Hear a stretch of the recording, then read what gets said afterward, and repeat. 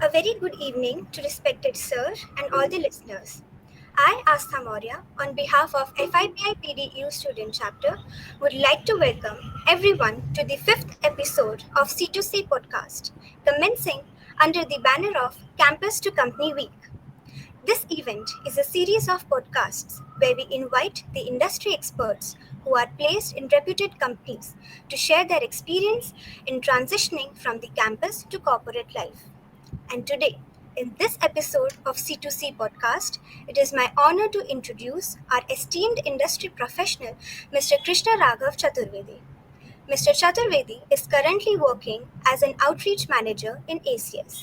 He is a PhD holder and has achieved his bachelor's and master's degree in petroleum engineering from UPES and RGIPT respectively. Mr. Chaturvedi has also published 8 papers in internationally organized journals. He also holds a well proven experience as a real time drill log analyst for oil rigs in the US shale patches of Midland and Oklahoma. Once again, I welcome you, sir. So, Thank you, let's Aastha, begin. for this warm introduction. Just wondering, where did you get this information? Sir, via LinkedIn. Okay, so my LinkedIn profile is not updated. Um Okay. yeah, no worries. Thank you so much. Please go ahead. Okay. Sorry for the inconvenience, sir. Let's begin with the first question. As per the title of our event, Campus to Company, can you share your personal experience of transitioning from campus to corporate world? Or to be precise, your story of getting placed? Well, placements are one thing that a lot of students really look forward towards during their college journey. Yeah, everybody has like this expectations that I'll get placed in a good company, maybe a great company, and then again my life will be sorted, right?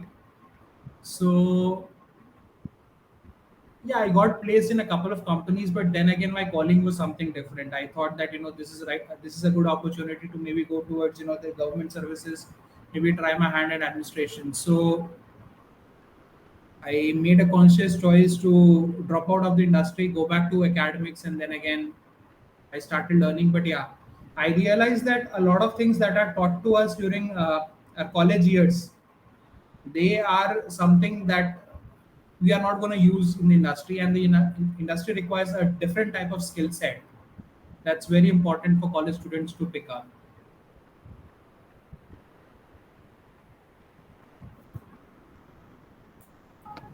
All right, that's great.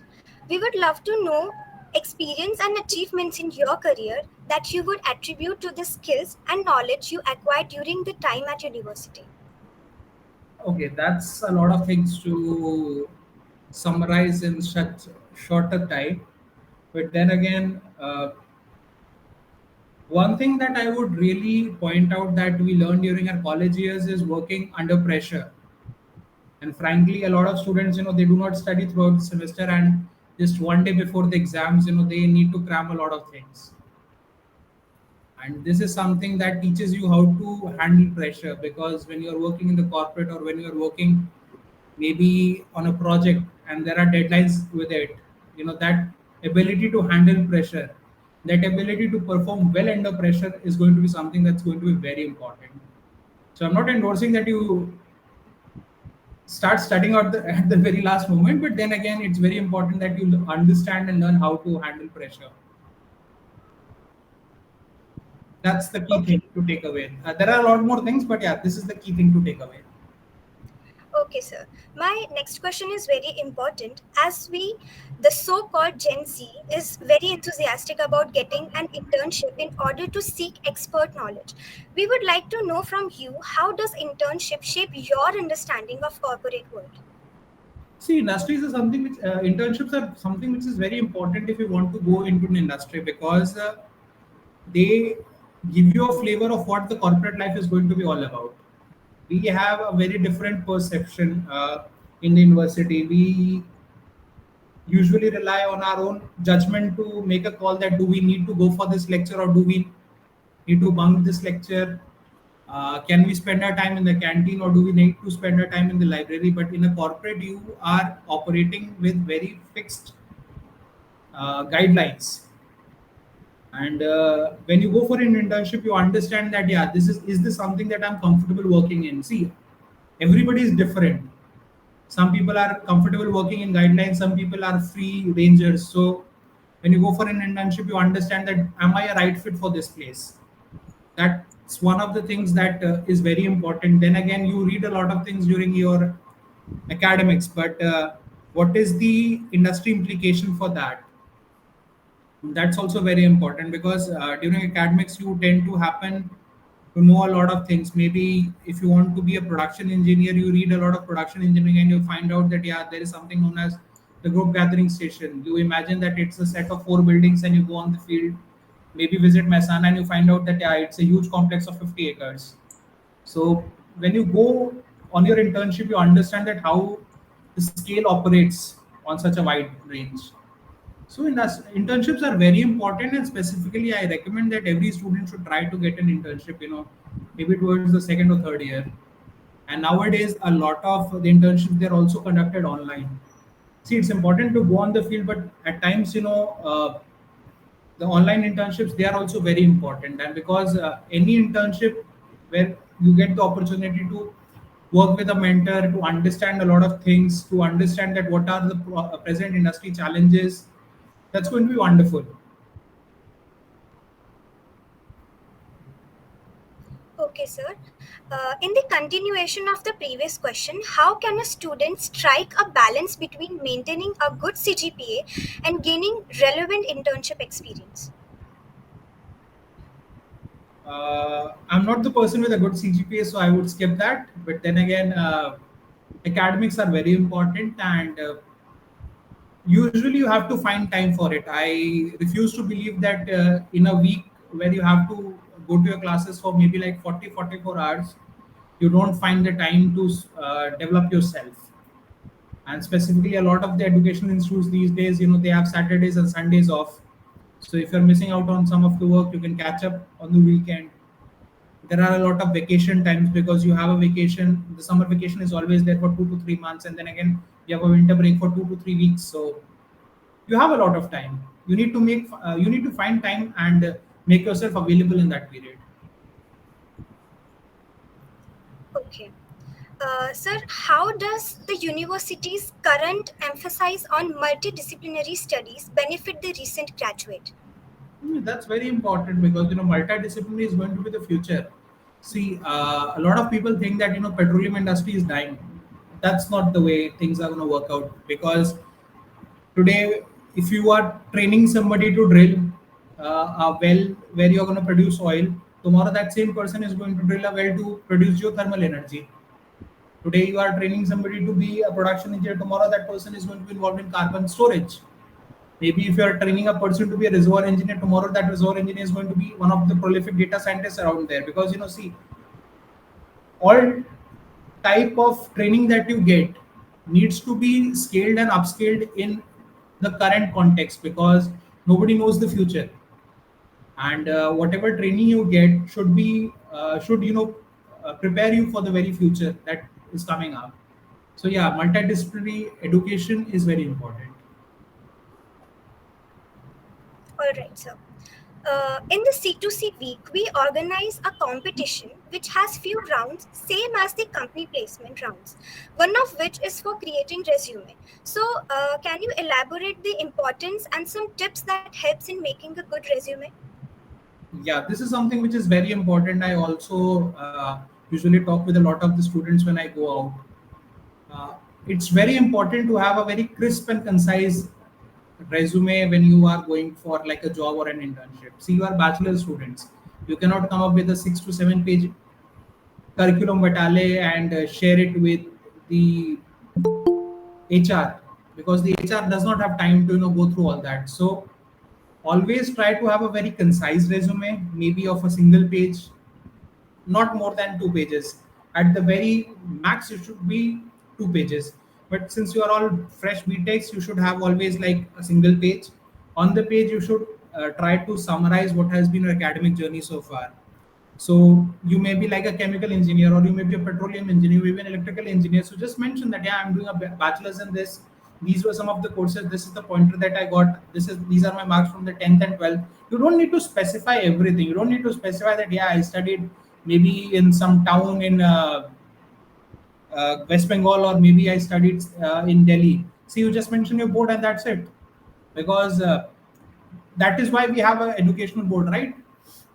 You also need to mention that, yeah, I did so and so project and these were the findings. That's it. You don't need to list out all the equipments you operated and everything, because the recruiter does not have that much time to go through all that information. And on your resume, you should only provide the very concise and crisp information that should be there. You don't need to put everything there. So that's very important, that you know and you learn how to come up with a very crisp and concise resume. On the resume, only your name should be there, your contact information should be there, your academic performance or academic credential should be there. If you have done some projects or some internship, that should be there. You should also mention if you have done some additional vocational courses or some certifications.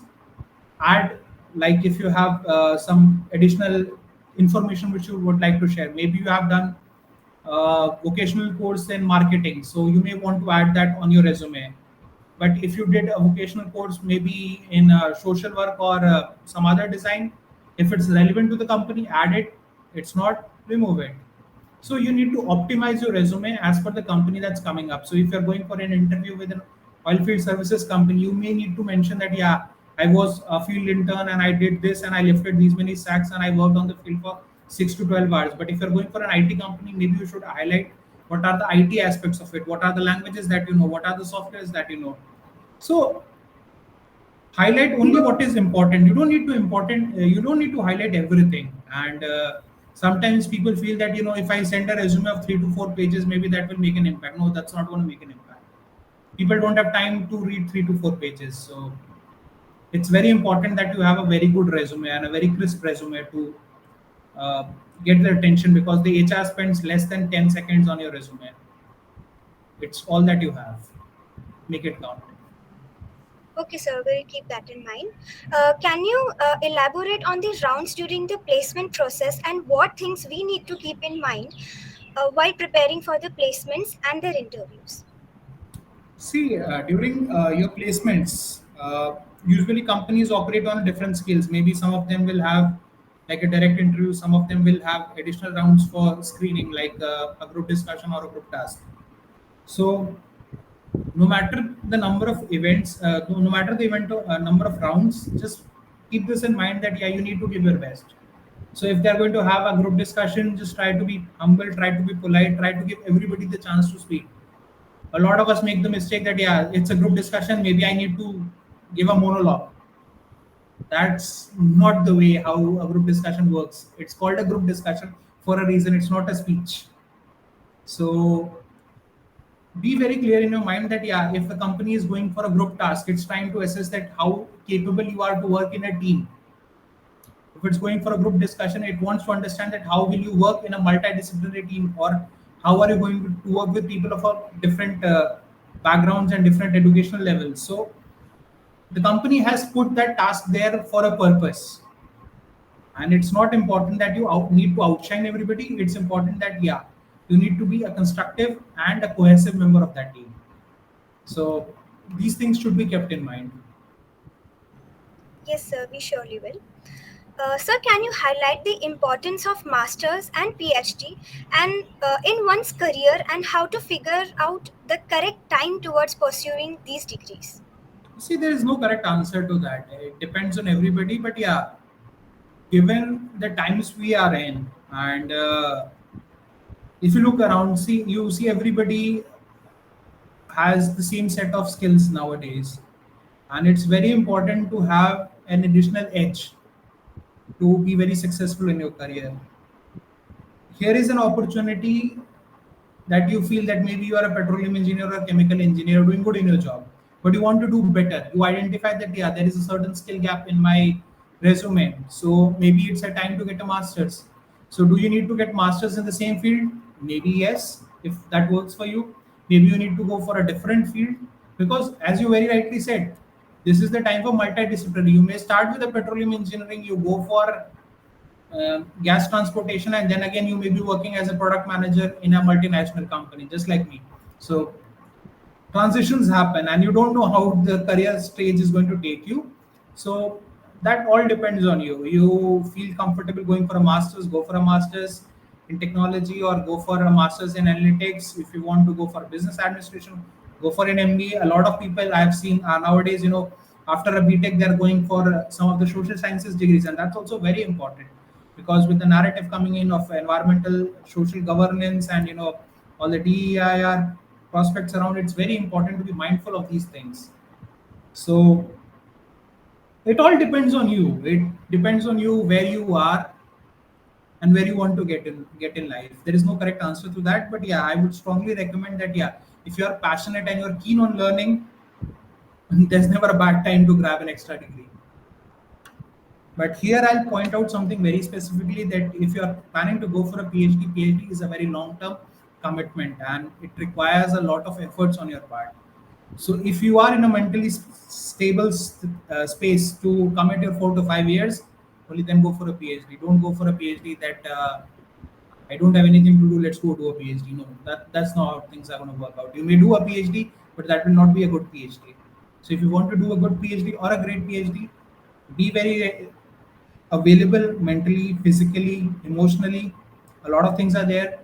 PhD is not a job, it's not a 9 to 5 commitment, it takes a lot of time. So when you have that, when you are sorted, go for it. Okay, sir.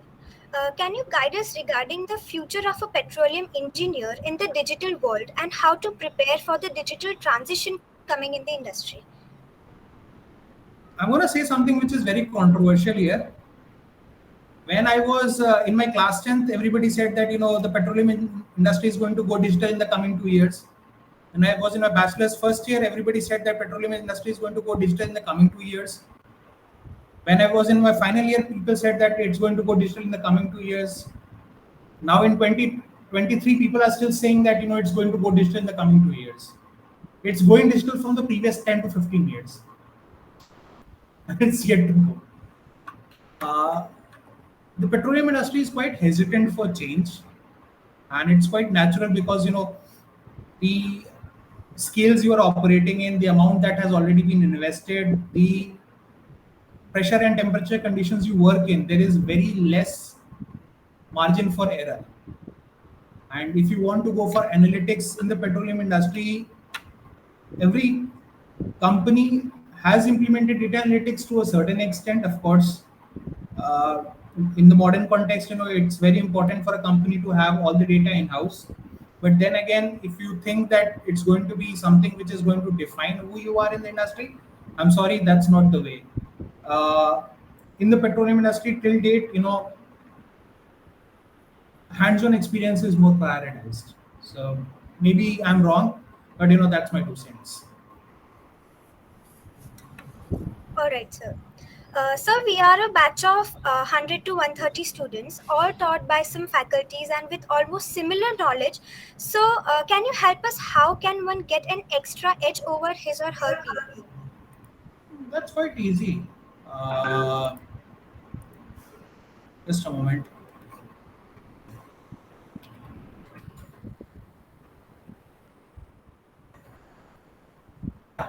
So sorry, I'm still in two places, but yeah, see, as you said that you are a class of 100 to 130 people, and you come from, maybe you have like a similar academic presence. So here you need to understand that where do you want to go in life. Maybe if you want to go for an industry job, try to grab as many as possible internship opportunities, because that way you will be better trained for industry job. If you want to go towards research or academia, try to get as many as research papers as possible. Go work with your faculty members, go work in their labs, try to publish more papers, try to take this opportunity to visit conferences and interact with your peers. If you want to maybe go for something different, try to always upscale. See, it's not important that you do what your peers are doing. If your peers are going for an internship, it's not important that all 130 people go for an internship. There are opportunities everywhere, as you pointed out that data analytics is something. So I'm pretty sure that out of 130 of you, uh, less than two or three would be knowing advanced Excel. Data visualization is something very important. I am pretty sure that none of you would be using Tableau or Power BI. So if you know all these things, you're automatically going to stand out. It's very important to read. I am pretty sure that very few of you would be reading JPT. It's important. See, if you need to stand out, you need to know a lot of things. You need to speak a lot. And how will you speak a lot if you don't have any content? So you need to read a lot. Try to spend some time in the library. Try to read a lot of books. Try to read a lot of magazines. You're automatically going to get a lot of answers. Try to take up content writing. Try to do a lot of things. There are a number of courses available on LinkedIn for free. There are a number of educational opportunities available on YouTube. Try to upskill yourself in MS Excel. See, everybody wants to become a data analyst and a data scientist, but if you ask them basic formulas in Excel, they don't know. That's not going to make sense. So if you want to stand out, a lot of things can be there. It's the world is your oyster. Please feel free to explore. And if anybody is interested in taking up a career in research or wants to understand then how research works, I'm more than happy to help you out. Okay, sir, thank you. How do you strike a balance between building expertise in a specific area and maintaining a broad skill set to remain adaptable to changing industry trends? Okay, a lot of people say that I'm a jack of all trades and master of none. That's one thing. But see, if you are a master of something, you automatically become a jack of all other things, because you cannot be an expert in something unless and until you don't understand that how it is different from the other things. So maybe I'll give you an example. I may say that I'm a very good cementation engineer. I may be an expert in oil field cementing, but how do I know that I'm an expert in oil field cementing? Because I know that what drilling is, what is well completion, what's reservoir engineering, what are the factors which influence how a cement interacts with uh, the rocks in the field, what are the parameters influencing production properties. So if you are an expert in something, it means that yeah, you have a great enough knowledge in that field. And how have you gained that knowledge? By knowing that what are the other things all around it. And see, everything is connected. You cannot say that yeah, I'm an expert drilling engineer, but I cannot answer this question on reservoir engineering or production. That's not how things are going to work out. If you are an expert drilling engineer, you know that what are the rocks around, what are the way reservoir fluids work, how to drill a well. You know all of those things. So I think that this question is moot. You can be a master of something, and then again, you need to have the knowledge of everything. Okay, sir. And as per you, what resources such as online courses, industry publication, or professional networks do you find most valuable for staying updated and continuously learning? One of the most important things that I recommend a lot of people I meet is that be very active on LinkedIn. Uh, Search people, comment on their post, try to build engagement. It's very important that you do that, because that is the way networking works. You cannot go and meet 100 people in a day, but on LinkedIn you can do that. The more you network, the broader is your reach. There is a broader possibility of getting options out there. There is a broader possibility to know about internship possibilities and job networks out there. A lot of things are there. Then again, it's very important that you are not only engaging with people, you are also actively providing content on your LinkedIn page. How do you provide content on a LinkedIn page? By sharing your observations. It's not that you share your observations in a very rude or uncouth way. You share your observations in a meaningful way. How will you share those meaningful observations? By reading a lot of things. Maybe you go and read something on JPT, try to summarize your findings and share it with the broader world. That yeah, hi everyone, just would like to share that I read this on this, and these are my observations. What did you do? You just shared the people that yeah, I read something. You convey it to the people that I can communicate in a meaningful way, and you are trying to build network. You can do that. Then again, you can maybe share your observations from the classroom that yeah, I got this question today and I wrote this answer. What do you think? Maybe I wrote it right or maybe I wrote it wrong. Feel free to share in the comments. So all these ways are how you leverage your day-to-day opportunities into building a meaningful network. And then again, I always recommend, try to go to as many conferences as possible, try to speak to a lot of people, try to network, because that is the way how connections are built, and connections are very important. Okay, sir. We have been repeatedly told that communication and extracurricular skills play a major role during placements. So, what is your take on this? Of course, it's very important. You can know everything, but if you're not able to communicate the same, it's not useful. And communication is something which we usually associate with the person speaking very good English. No, that's just one aspect of it. You can speak very good in Hindi or Gujarati, and then again, you can be a very good communicator also. It's not important that you need to speak very bombastic English like X and Y and be very good. No, you just need to communicate your ways in a meaningful and simple to understand way. And it's important. And how do you get that? By reading stuff, by following up, by trying to interact with each other in a dignified space. So, like you have this initiative C2C, maybe you can take up another initiative in which students come and summarize their findings on maybe X and Y thing they read today on their everyday basis. So what will it generate? It will generate a confidence in them. I'll give you a very small example. Majority of the students in the academic system, they wear a suit and they speak in English for the first time when they go for an interview. Do you really think they would have that level of confidence if they don't wear a suit and speak in English for the first time? So what do we need to do? You need to build a confidence in them, because I refuse to believe that students like you, students who are studying in such a good institute, would not be able to perform. They are able to perform. Everybody is able to perform, but it's all depends on the amount of training you have had, what is your confidence, and what's your skill level, and how do you develop all that? By practice, by practice, and by practice. So I hope this is something which is mindful enough. All right, sir. We are aware that planned things always result in better outcomes compared to unplanned things. So, what are some of the unplanned odds and hurdles that you think we can face as a new graduate, and how will that be helpful? Everybody plans to get a job when they graduate, right? But maybe the industry is going to collapse, maybe the oil prices are going to fall, maybe the course name is going to change and other companies are going to come and say that no, I'm not going to hire her on now because it had to have a certain name in the course. So these are things beyond you. And here it is very important that you keep yourself upskilled and knowledgeable enough, because if you are skilled enough, you are going to tackle every challenge. And it's also important here that you train yourself in multiple things. See, you cannot be a one horse race now, one race horse now.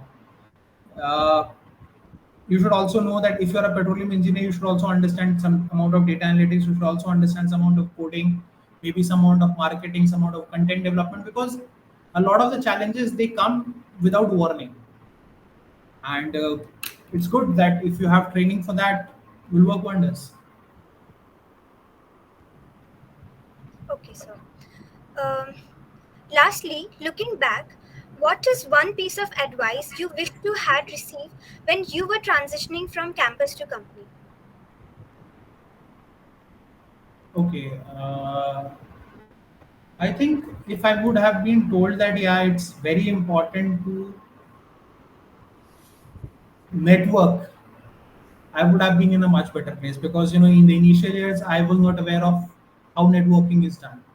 I was not aware how to leverage the opportunities for networking available to me.